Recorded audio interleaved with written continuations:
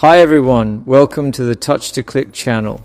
Today in this video we'll show you how to see which program is using which drive, so you can identify disk usage and troubleshoot storage or performance issues. Now let's get started.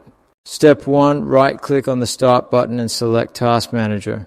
Task Manager shows real-time information about running apps, processes and system resources. Step 2, if Task Manager opens in compact mode, the Processes tab. Here you'll see a list of all running programs along with their CPU, memory and disk usage. Step 3. Look at the disk column to see which programs are actively using storage. Programs with higher disk usage are reading from or writing to a drive. Step 4. To see exactly which drive is being used, click on the Performance tab. Select Disk 0, Disk 1, or another disk to view activity for each specific drive. Step 5. For more detailed information, on the top right side, click the three dots icon. Select Resource Monitor.